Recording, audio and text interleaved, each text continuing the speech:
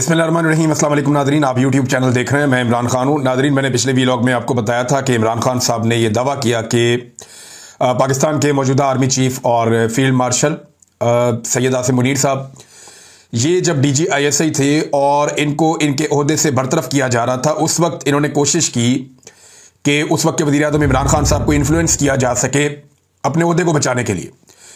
तो इन्होंने मुलाकात करने की कोशिश की बुशरा बीबी से, और बुशरा बीबी से मुलाकात के लिए जो चैनल इस्तेमाल किया, जिसके बारे में इमरान खान साहब ने बताया, वो चैनल जुल्फी बुखारी साहब थे। कि जुल्फी बुखारी साहब को रब्ता किया और रब्ता करके कहा जी मुलाकात करवा दें बुशरा बीबी से मेरी, और बुशरा बीबी ने वो मुलाकात करने से इनकार कर दिया।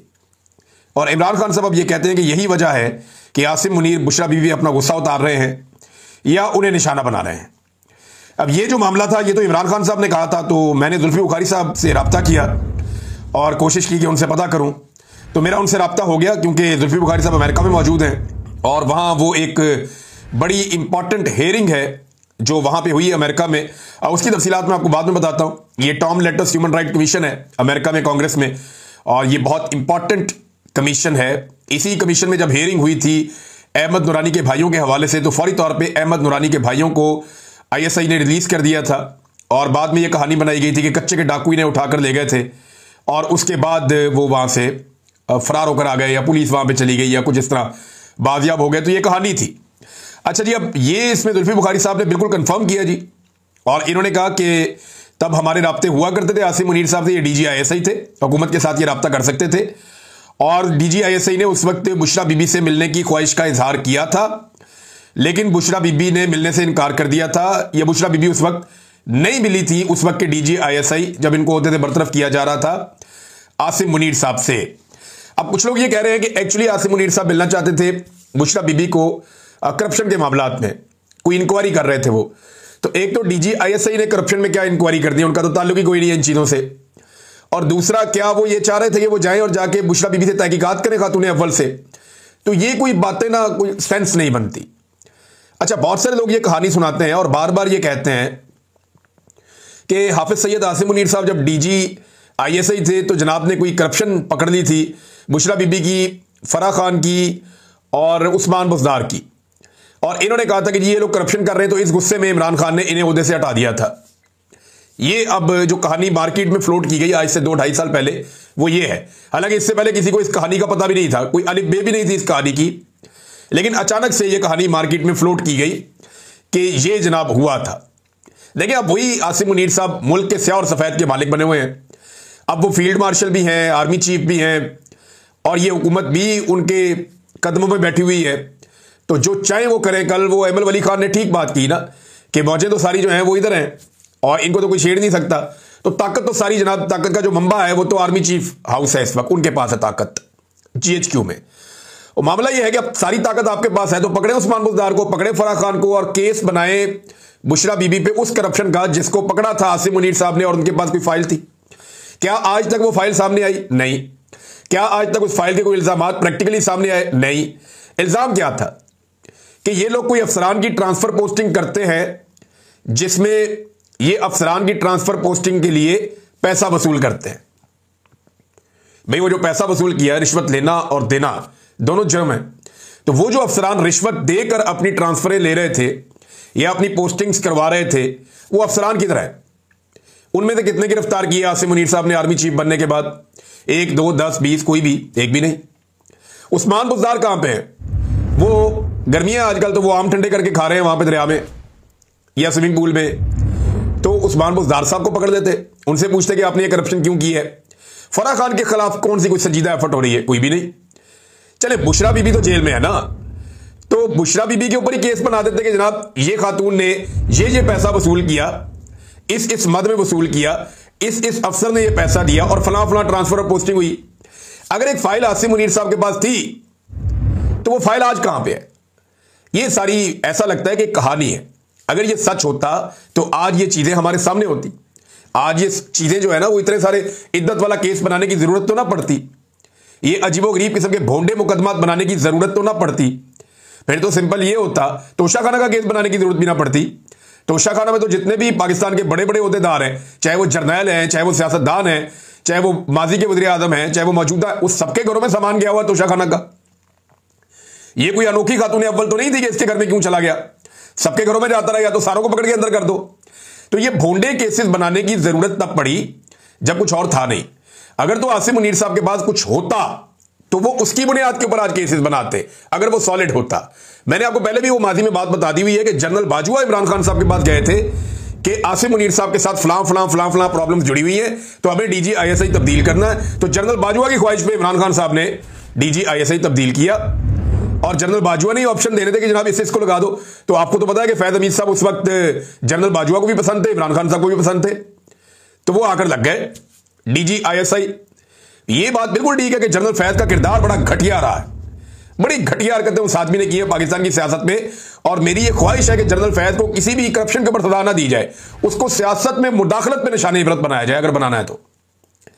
करप्शन तो जनाब करते रहते हैं लोग, बेशुमार लोग पाकिस्तान में करप्शन करते हैं, ये आइंदा भी करते रहेंगे। असल सजा देनी चाहिए इन जर्नैलों को कि इन्होंने सियासत के अंदर मुदाखलत की है, निशाने इबरत बनना चाहिए जनरल फैज हमीद को भी। और आज भी जो सियासत कर रहे हैं, मैं उम्मीद करता हूं कल ये सारे भी निशाने इबरत बनेंगे, और जरूर बनेंगे, और ये कौम ये होता हुआ देखेगी, आज नहीं तो कल ये होगा। नाज़रीन, ये जुल्फी बुखारी साहब ने तस्दीक कर दी कि जनाब बुशरा बीबी से मिलना चाह रहे थे, तो खबर की तस्दीक तो होगी जो इमरान खान साहब ने जेल से कही। लेकिन इमरान खान साहब ने यह बात करने में बड़ी देर लगा दी, उन्हें भी यह बात बहुत पहले करनी चाहिए थी, यानी उन्हें यह बात बता देनी चाहिए थी कि जनाब क्या वजह क्या है, आसिम मुनीर साहब को क्यों गुस्सा है उनकी अहलिया पे, तो ये बात वो पहले करते। अच्छा जी, जुल्फी बुखारी साहब की जो हेयरिंग हुई है अमेरिकन कांग्रेस में, Tom Lantus human rights commission, ये बड़ा इंपॉर्टेंट है। इस हेयरिंग को रुकवाने की भी कोशिश की गई और पाकिस्तान से कोशिश की गई, और यह कोशिश पाकिस्तान तहरीक इंसाफ के अंदर से की गई। हत्ता कि यह भी कहा गया कि जुल्फी बुखारी को रोका जाए, कुछ और लोग हैं जिन्हें मौका दिया जाए, यह भी हुआ। और कुछ ऐसे लोग जो वहां जाकर बोलना चाहते थे, जो खुद विक्टिम है, जिनके साथ बड़ी ज्यादतियां हुई हैं, उन लोगों को बाकायदा पहले इनवाइट किया गया था कि आप लोग भी वहां पे आएंगे और आकर आप कांग्रेस के अंदर बताएंगे कि आपके साथ क्या जुल्म और जबर हुआ है। फिर उन सारे लोगों का मौका भी छीन लिया गया। बहरहाल जुल्फी बुखारी साहब का मौका नहीं छीन सके, उन्होंने जाकर बात की, इमरान खान साहब पर जो मुकदमात हैं उस हवाले से बात की, जो जेल में उन पर और उनकी अहलिया पर सख्तियां हो रही हैं उन पर बात की, जो दीगर कैदी हैं पाकिस्तान तहरीक इंसाफ के कितनी बड़ी तादाद में है, कितने लोग पकड़े गए हैं, कैसे रहनुमा अभी भी जेलों में है, उसके बारे में बात की, जो लोग इंतखाबी धांधलियों में मुलव्वस हैं उस पर बात की, इंतखाबी निशान छीनने पर बात की, और फिर किस तरह फॉर्म 47 जारी किए गए उस पर बात की, इंसानी हुकूक की खिलाफ वर्जियों का मामला उठाया। जुल्फी बुखारी ने चादर और चार दीवारी का तकद्दुस पामाल होने पर बात की, जबरी गुमशुदगियों के मामलों के ऊपर बात की, मीडिया पर जो पाबंदियां और सेंसरशिप पाकिस्तान में लगी हुई है इस पर भी बात की। इन्होंने बताया कि जो अरशद शरीफ साहब के साथ हुआ, जो बाकी सहाफियों के साथ हो रहा है, जिन्हें अपना वतन छोड़ना पड़ गया उनके बारे में बताया, जिन्हें जबरी तौर पर लापता किया गया उनके बारे में बताया। फिर जो फील्ड मार्शल की मुलाकात हुई डोनाल्ड ट्रंप से, इस पर मायूसी भी हुई पाकिस्तानी कौम को। और ये जो सारी चीजें हैं ये जुल्फी बुखारी साहब ने, और बहुत सारी और डिटेल मैं सारी तो आपको बता नहीं सकता, ये बाकायदा वो पढ़ा हुआ है इंटरनेट पे, आप जाके पढ़ सकते हैं। तो बहुत बड़ी एक डेवलपमेंट है और ये भी रुकनी नहीं है। आने वाले दिनों में और भी कुछ हेयरिंग्स आ रही हैं जिनमें जुल्फी बुखारी और उनकी टीम ये इंपॉर्टेंट रोल प्ले करेंगे, कुछ और लोग हैं वो भी इंपॉर्टेंट रोल प्ले करेंगे आने वाले दिनों में। तो ये लंबी लड़ाई है, ये इतनी जल्दी खत्म नहीं होनी। पाकिस्तान तहरीक इंसाफ के अंदर एक धड़ा है जो पाकिस्तान में मौजूद है, और ये बड़े ताकतवर लोग हैं, अहम पोजीशनों पे इस वक्त मौजूद हैं, चाहे पार्टी के ओहदे हों, चाहे खैबर पख्तूनख्वा की गवर्नमेंट इनके पास है। तो ये समझते हैं कि एस्टेब्लिशमेंट के साथ एक डील पक चुकी है और अब वो डील तैयार हो जानी चाहिए। कुछ दिन पहले एक छोटी सी डील हुई भी है और वो डील बड़ी जल्दी बेनकाब हो जाएगी और आपके सामने भी आ जाएगी कि कौन सी डील हुई, किसने डील की। लेकिन इमरान खान साहब की एक बहुत ही करीबी साथी हैं, बहुत ही करीबी, पॉलिटिकल पल छोड़ दें आप, अभी मैं नाम नहीं लेना चाहता, लेकिन ये जल्दी आपको पता चल जाएगा कि एक डील बिल्कुल माजी करीब के अंदर हुई है। अच्छा नाज़रीन, अब एक और चीज मैं आपके साथ यहां शेयर कर दूं कि पूरा वस्ती पंजाब इस वक्त डूब रहा है। थोड़ी सी बारिश होती है पंजाब डूबना शुरू हो जाता है और लोगों का करोड़ों अरबों का नुकसान हो रहा है। आम आदमी जो है वो बहुत ज्यादा मायूसी का शिकार है कि एडमिनिस्ट्रेशन बिल्कुल घोड़े बेचकर सो रही है। पहले ये लोग काम कर रहे होते थे, बारिशें आने से पहले बंदोबस्त करते थे, बंद देख लेते थे, पानी के रास्ते देख लेते थे और कोशिश की जाती थी कि बारिशों में नुकसान कम हो। इस मरतबा जो टिकटॉकर हुकूमत है जाली फार्म 47 की, इन्हें पता है कि अवाम वोट दे या ना दे, हमने तो इक्तदार में आना है, क्योंकि हम तो बूटों के तस्मों के साथ लटक के इक्तदार में आए हैं और ऐसे ही हम लास्टिक की शलवारें पहन के बार बार इक्तदार में आ जाएंगे। लिहाजा इन्हें परवाही नहीं है और अवाम डूब रही है। अब जो बंदा गिला शिकवा करता है उसको उठा के अंदर डाल देते हैं और कह ये रहे हैं कि अमेरिका में भी सैलाब आया, बाकी दुनिया में भी सैलाब आए, बड़े बड़े मुल्कों की मिसालें दे रहे हो। भाई वहां पे सैलाब आए हैं, ये रूटीन की बारिशें हैं जिनके अंदर पूरे के पूरे शहर डूब गए हैं। रूटीन की बारिशों को वो तरक्की याफ्ता ममालिक जो है वो घास भी नहीं डालते। और दूसरी बात यह है कि वहां पे अगर ज्यादा बारिशें हो जाए और पानी खड़ा हो जाए तो कोई लंबे बूट पहन के यूं करके खड़ा नहीं हो जाता। वहां पे कोई उसके ऊपर अपनी तशहीरी मुहिम नहीं चला देता। वहां पे कोई शुएब को फोन नहीं कर रहा होता। ऊंची सड़कों पे फिर के अपनी पब्लिसिटी नहीं करवा रहा होता। सहाफियों के टोले को अपने मनपसंद को लेकर कोई अपनी पब्लिसिटी नहीं कर रहा होता। तो इसलिए वहां पे तनकीद भी उस तरह से नहीं होती। दूसरा, वहां पे कोई भी आफत आ जाए उसके बाद जो रिस्पॉन्स है गवर्नमेंट का या इदारों का वो ऐसा शानदार होता है कि वहां के लोग कहते हैं जी ठीक है, हमारा नुकसान हुआ, पूरा हो गया। मुझे बताया ना पाकिस्तान में कितने लोगों की गाड़ियां डूब जाती हैं, कभी आज तक किसी एक का भी नुकसान पूरा हुआ? इंश्योरेंस का पाकिस्तान में सिस्टम है नहीं, कानून पाकिस्तान में अजीबोगरीब बनाए हुए हैं। तो ऐसी सूरत हाल में फिर लोग बुरा भला ही कहेंगे और क्या कहेंगे। और अब जस्टिफिकेशन दे रहे हैं। यानी मैं कुछ सहाफियों को और कुछ ऐसे लोगों को जिन्हें ये हुकूमत या पीडीएम की जमातें नवाजती हैं, मैं उन्हें कहता हुआ देख रहा था। यानी कुछ लोग कहते हैं पेट्रोल अभी भी दुनिया के कुछ ममालिक के मुकाबले में सस्ता है। ये मुवाज़ला तुम लोगों ने उस वक्त तो नहीं किया जब इमरान खान के दौर में पेट्रोल 150 रुपए का था और आलमी मंडी में 125 रुपए का था। उस वक्त तो तुम लोगों ने यह मुवाजना नहीं किया। बेशर्मों की तरह तुम लोग तब कहते थे जी बहुत महंगा हो गया। यह मुवाजना तब करना था ना कि आलमी मंडी के अंदर कितने ममालिक और हैं जहां पे पेट्रोल पाकिस्तान से भी महंगा है। उस वक्त नहीं किया जब पाकिस्तान में सस्ता था और आलमी मंडी में महंगा था, तब मुवाजना नहीं करते थे। अब आलमी मंडी में सस्ता और पाकिस्तान में महंगा है तो अब ढूंढ के लाते हैं कि फलाना मुल्क ऐसा है जहां पे थोड़ा सा पाकिस्तान से आज भी महंगा है। इनकी बेशर्मी की इंतहा आप चेक करें। अब चीनी के बारे में बर्तानिया से मुवाजना किया एक अकाउंट ने कि जनाब बर्तानिया में चीनी आज भी पाकिस्तान से महंगी है, या पाकिस्तान में आज भी बर्तानिया यानी आज 200 रुपए किलो हो गई है। तो ये वाला मुवाजना इन्हें याद आ गया। लेकिन जब इमरान खान के दौर में 80 रुपए किलो थी तब यह मुवाजना याद नहीं आया था।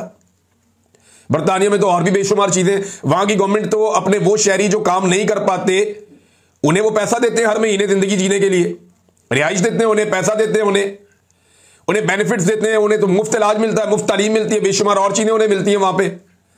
तो उसका तो आप जिक्र नहीं करते। चीनी आपको याद आ गई कि आज भी बर्तानिया में पाकिस्तान से महंगी है।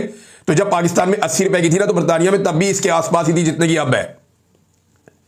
पाकिस्तान में महंगाई बढ़ने की शरह में और बर्तानिया में महंगाई बढ़ने की शरह में भी बात कर लें आप कि कितना फर्क है। ढिठाई और बेशर्मी के साथ ये लोग जो है वो डिफेंड करते हैं हुकूमत की बेशर्मियों को और हुकूमत की नालायकियों को। और नाज़रीन एक और चीज, इकोनॉमी को काफी सहारा मिल रहा है। ये भी वो कहते हैं कि जनाब ये महंगाई की जा रही है, इससे इकोनॉमी को सहारा मिल रहा है। बिजली महंगी कर रहे हैं जी, बड़ा अच्छा कर रहे हैं, इकोनॉमी को सहारा मिल रहा है। गैस महंगी कर रहे हैं जी, इकोनॉमी को सहारा मिल रहा है। तो इमरान खान के दौर में वो पैसे क्या बनी गला लेकर जा रहा था? उसके दौर में तो हुकूमत के अखराजात भी कम थे, आज तो हुकूमत के अखराजात भी बहुत ज्यादा है। तो ये बेशर्मी और ढिठाई हमारे चंद सहाफियों की और ऐसे दानिश्वरों की जो बिला वजह के दानिश्वर बने हुए हैं और उन्हें यह बात समझ भी नहीं आती कि यार लोग सब कुछ जानते हैं, लोगों को आप बेवकूफ नहीं बना पाएंगे। आप माइक लेकर जाए ना, लोगों से कहे जी महंगाई वाकई कम हुई है, तो देखें लोग आपका मुंह तोड़ देंगे और आपका माइक छीन लेंगे। ये करेंगे लोग। बहरहाल जुनैद अकबर ने नोटिस लिया है चीनी के मामले का और नोटिस पब्लिक अकाउंट्स कमेटी में बैठकर दिया क्योंकि वो चेयरमैन है पब्लिक अकाउंट कमेटी के। तो उन्होंने कहा कि हुकूमती फैसले की रोशनी में चीनी की दरामद पर टैक्स छूट की मंजूरी पर एफबीआर के नोटिफिकेशन का नोटिस लेते हुए एसआरओ पर वजाहत के लिए चेयरमैन एफबीआर को अगले इजलास में तलब कर लिया। ये जो शुगर माफिया है ना, ये बहुत ताकतवर है। शब्बर जैदी साहब ने कहा था, इमरान खान साहब की टीम का एक दौर में हिस्सा थे, उन्होंने हाल ही में कहा कि ये जो शुगर माफिया है ना, इसके खिलाफ ना पीपल्स पार्टी कुछ कर सकती है, ना पीएमएलएन कुछ कर सकती है, ना पीटीआई कुछ कर सकती है और ना इसके खिलाफ फौज कुछ कर सकती है। ये इतना ताकतवर है, इतनी ताकत है इनके अंदर। सारी पॉलिटिकल पार्टीज को इन्होंने पकड़ा हुआ है जड़ से।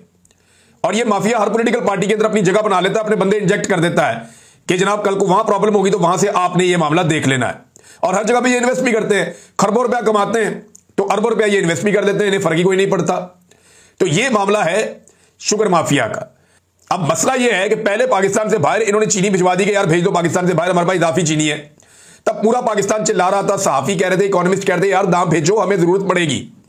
अब जब हमें जरूरत पड़ गई है तो चीनी यहां पे बहुत महंगी हो गई है, माफिया पैसा बना रहा है, धड़ाधड़ पैसा बन रहा है और अब बाहर से चीनी इंपोर्ट कर दिए दोबारा कि जनाब फिर ले आओ, और उसके ऊपर टैक्स भी छोड़ दिए ताकि माफिया फिर पैसा कमा ले हर चीज के अंदर। और आईएमएफ इनके गले पड़ गया इस मामले को लेकर। उन्होंने कहा यार ये क्या बकवास है, पहले आपने चीनी पाकिस्तान से बाहर भेज दी, अब आप कह रहे हैं चीनी पाकिस्तान वापस लानी और टैक्स भी आपने नहीं लेने, टैक्स भी आपने छोड़ देने। ये कौन सी आपकी फूड इमरजेंसी लगी हुई है पाकिस्तान में? तो इनके अजीबोगरीब हरकतों से IMF भी परेशान हो गया कि यार ये कर क्या रहे हैं। नाज़रीन, अली अमीन गंडापुर का एक बड़ा इंपॉर्टेंट स्टेटमेंट है और गंडापुर साहब ने कहा कि गरीब का चालान मत करो, बड़ी गाड़ी वाले को तुन कर रखो। ये बड़ी जबरदस्त सोच है कि गरीब आदमी जो है वो कमजोर है बेचारा, वो पता नहीं किस सोच में जा रहा है, लोग बहुत परेशान है, बेचारों को खाने के लाले पड़े हुए, महंगाई इतनी है, उसका जब आप चालान कर देते हैं ना तो उसका सारा बजट ही मुतासिर हो जाता है। तो गरीब का चालान मत करो, बड़ी गाड़ी वाला जो है उसको तुन कर रखो। बड़ी गाड़ी वाले को तो आपने टिकट दे दिया गंडापुर साहब। ये सोच आप सिर्फ लोगों को बताने के लिए, तकरीर करने के लिए। जो आपके गरीब कारकुन थे, जो ऐसे कारकुन जिनके लिए आज भी पेशावर के अंदर एहतजाज हुआ और कारकुनों ने कहा जी इनका हक बनता था, इन्हें टिकट मिलना चाहिए था, उनको हटाकर आपने मिर्जा अफरीदी को टिकट दे दिया। यह फैसला अगर इमरान खान का भी है तो गलत फैसला है ना। यह कैसे हो सकता है कि इमरान खान या उसके नजरिए के लिए कुर्बानियां दे आम वर्कर, आम आदमी, मारे खाए आम आदमी, मारे खाए बेचारे उसके पुराने साथी, और एक सरमायादार आए और आकर टिकट लेकर चला जाए। तो ये तो वही मामला हो गया ना कि गरीब को कुछ नहीं कहना, अपने अमीर को तुन के रखो। ये कहने की बातें हैं सिर्फ, फिर ये तो जबानी कलामी बातें हैं। एक्चुअली तो अमीर को और सरमायादार को आप सलाम पेश करते हैं टिकट समेत। नाज़रीन, कलात में एक बड़ा अनफॉर्चुनेट इंसिडेंट जो है वो भी रिपोर्ट हुआ है थोड़ी देर पहले जब मैं वीडियो रिकॉर्ड कर रहा हूं। एक मुसाफिर बस पे फायरिंग हुई है, एक मरतबा फिर अफसोसनाक इंसिडेंट, और ये दहशतगर्दी के वाकयात रुकने नहीं पा रहे। पाकिस्तान की इंटेलिजेंस की नाकामी है और पाकिस्तान की सिक्योरिटी फोर्सेस को इन वाकयात को हर हाल में रोकना चाहिए। मुसाफिर बस के ऊपर फायरिंग हुई है, 3 लोग उसमें शहीद हो गए और 5 लोग उसमें जख्मी हो गए हैं। बड़े ही दिलखराश मनाजिर थे जब मैं ये देख रहा था, बड़ा अफसोसनाक मामला है। नाज़रीन, एक और चीज जो मैंने आपको बताई थी ये मजीद खुलकर सामने आ गई है और शाकिर एवान साहब को क्रेडिट जाता है, उन्होंने इस सारे मामले को उठाया और बड़े पैमाने पर इस मामले को उठाया। 9 मई के मरकजी गवाह हसाम अफजल अदालत के सामने एक्सपोज हो गए और ये एक वकील हैं बुरहान मुअज्जम मलिक, उनकी दरखास्त पर काफी दिनों की लेतोलाल के बाद बिलाखिर पुलिस रोजनामचा अदालत के सामने पेश किया गया। रोजनामचे में पेजेस फाड़ फाड़ कर इंतहा की टेम्परिंग की गई थी।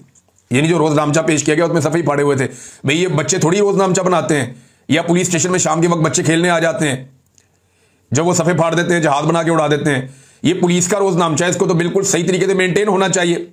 तो सफे फाड़े हुए थे, टेम्परिंग की हुई थी, लेकिन वो कहते हैं ना कि चोर कहीं ना कहीं अपनी निशानी छोड़ जाता है, ऐसा ही हुआ। रोजनामचा में मरकजी गवाह हसाम अफजल की उस रोज ना सिर्फ छुट्टी दर्ज थी बल्कि साथ ही SHO की जानिब से यह नोट भी लिखा हुआ था कि यह छुट्टियां करने का आदी है ये बंदा। अब इसकी थाने में वापसी तब होगी जब ये SP साहब के सामने पेश होगा। अंदाजा करें आप। अब इस पे नईम हैदर पंजूता साहब कह रहे हैं कि यह बड़ा अहम गवाह है और इसकी वजह से इमरान खान जेल में है कि ये जमान पार्क में गया था और जाकर इसने खुफिया मिशन के ऊपर 9 मई के बारे में सारी साजिश और सारा मंसूबा इसने खुद देखा था। ये बंदा तो उस दिन छुट्टी पे था और इसके बारे में बाकायदा रोजनामचे में लिखा हुआ है।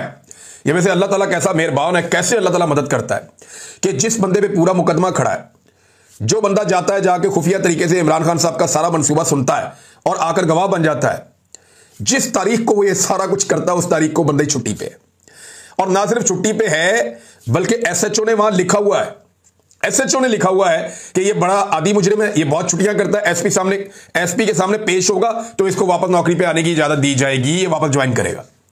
अब आप अंदाजा करें। और ऐसे ही गवाहों के बयानों को बुनियाद बनाकर नईम हैदर पंजूथा के मुताबिक इमरान खान की जमानतें खारिज की गई हैं। यह है नाजरीन पाकिस्तान का निजाम इंसाफ और ये केसेस बनाए गए हैं भोंडे किस्म के इमरान खान के खिलाफ। नाजरीन, एक और डेवलपमेंट हुई है और वो ये है कि इस्लामाबाद प्रेस क्लब के बाहर बलोच यकजहती कमेटी और सिविल सोसाइटी के ज़रिए एहतमाम नेशनल प्रेस क्लब इस्लामाबाद के बाहर लापता अफराद की बाजियाबी के लिए एहतजाज शुरू हो गया है। वहां पे एक आर्जी तौर पे कैंप लग गया है, वो अपने प्यारों की तस्वीरें लेकर बेचारे बैठे हैं। मेरी सिर्फ एक गुजारिश है कि सिर्फ जाकर इन्हें देखें आप, इन बच्चियों को, ये जो माएँ वहां पर मौजूद हैं, जो बाप वहां पर मौजूद हैं, जो बहनें वहां पर मौजूद हैं, जाकर सिर्फ इस्लामाबाद के शहरी एक नज़र इन्हें देखें आप। ये सिर्फ अपने प्यारों के मुंतज़िर हैं। ये इतना ही कहते हैं कि अगर हमारे प्यारों ने कोई जुर्म किया है तो आप उन्हें अदालत में पेश कर दें। आप जबरी तौर पे उन्हें गुमशुदा या लापता नहीं कर सकते। आप किसी की सांसों के मालिक नहीं बन सकते। आप ये तकलीफ नहीं दे सकते पूरे कुंबे को कि एक आदमी गायब ही हो गया बिल्कुल दुनिया से, उसका पता ही नहीं चल रहा कि बंदा गया किधर। ये आप नहीं कर सकते। दहशतगर्दी तो बलूचिस्तान में अभी भी हो रही है और अगर ये लोग दहशतगर्द हैं तो इन्हें अदालतों में पेश करें। कानून के कटहरे के अंदर लेकर आए ना, ताकि पता चले किसने क्या किया, दूध का दूध पानी का पानी हो जाए। ये लोगों को गायब तब किया जाता है, और उन लोगों को नॉर्मली गायब किया जाता है जो लोग नजरियाती लोग होते हैं, जो अपने नजरिए के ऊपर कारबंद होते हैं, जो बात नहीं सुन रहे होते। नॉर्मली उन्हें गायब किया जाता है। दहशतगर्दों को तो मार दिया जाता है। अब तक के लिए इतना ही। अपना ख्याल रखिएगा, अपने इस चैनल का भी। अल्लाह हाफिज़।